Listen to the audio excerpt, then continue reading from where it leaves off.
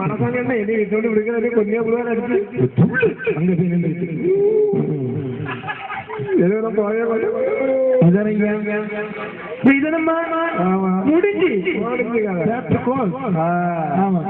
கல்யாணத்தை அன்னையிலிருந்தே ஆரம்பிச்சிடும் கஷ்டம்.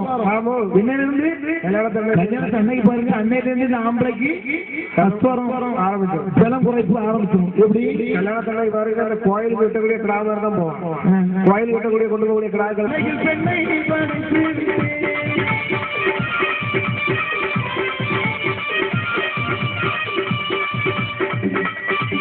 இந்த வாசனை எப்படி பொய்யாவும் பொய்யாவாது, ஆனா போய் அது எப்படி எப்படி ஐயா சொல்லிட்டு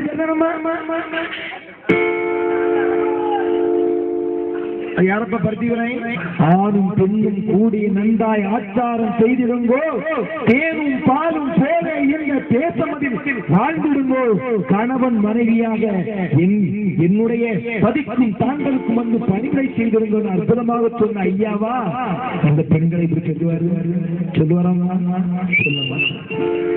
நாம இந்த வாசகத்துக்கு தப்பான அர்த்தத்தை எடுத்துட்டு இருக்கோம். ஐயா என்ன சொன்னாரு, கவனமா கேட்கணும். அந்த பணம் குறைக்கவே உலகில் பெண்ணை படைத்து விட்டேன்.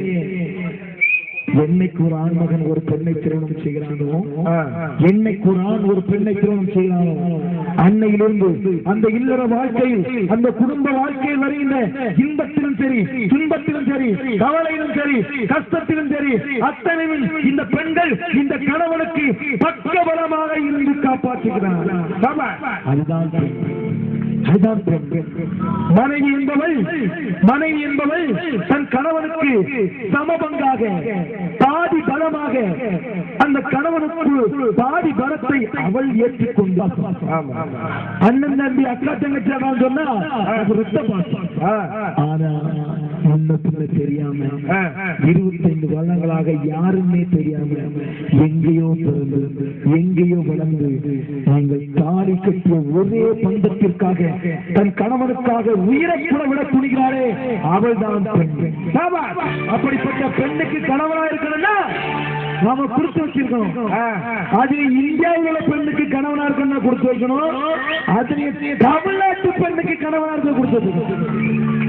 கற்பு நெறியில் கணவனோடு கற்பாக வாழக்கூடிய ஒரே தன்மையை இந்த உலகிற்கே கற்றுத் தந்தது அண்ணன். எங்க போறீங்க?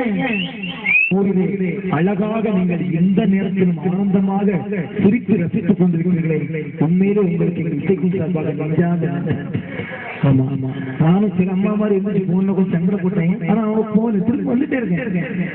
ரொம்ப சந்தோஷம். ஏன்னு சொன்னா நீங்கெல்லாம் ஒரு நாள் ஐயாவுக்காக, இந்த ஒரு நாள் இல்ல, நீங்க கிட்டத்தட்ட 5 நாள் நினைக்கிறது. இது 6ஆம் நாளா?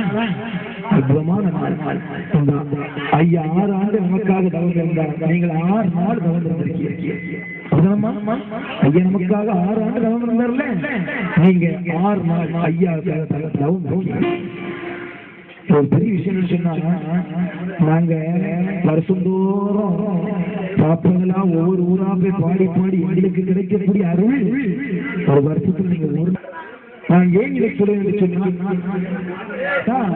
ஐயாவுடைய பிள்ளைகளாக வளரணும். ஏன் சொன்னா, என்னுடைய வாழ்க்கையிலே நான்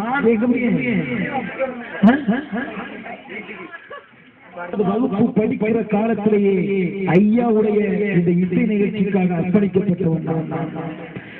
கிட்டத்தட்ட 600-700 பாடலுக்கு இசையமைத்தவன்.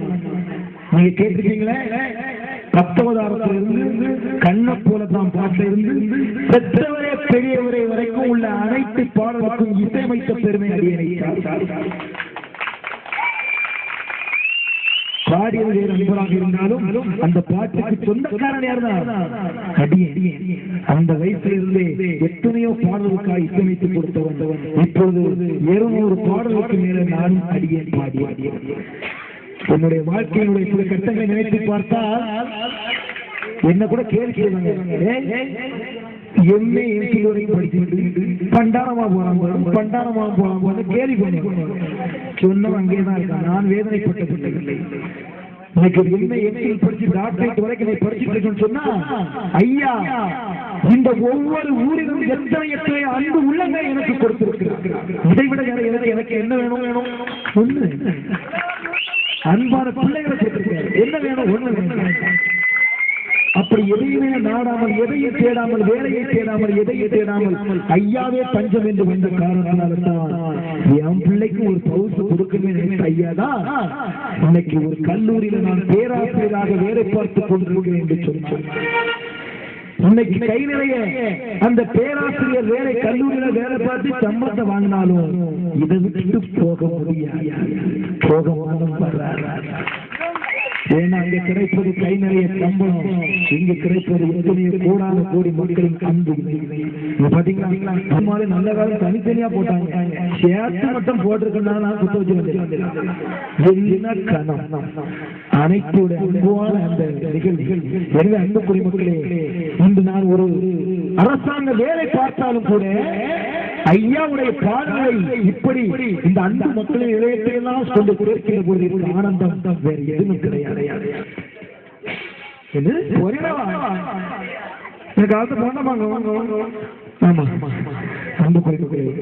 எல்லோருக்கும் கஷ்டங்களும் கவலைகளும் இருக்கக்கூடாது. ஆனால் இருந்தால் இந்த பாடல் மூலம் உங்களை தெரிந்து கொள்ளுங்கள். ஏனென்று சொன்னால் எத்தனையோ சோதனைகள்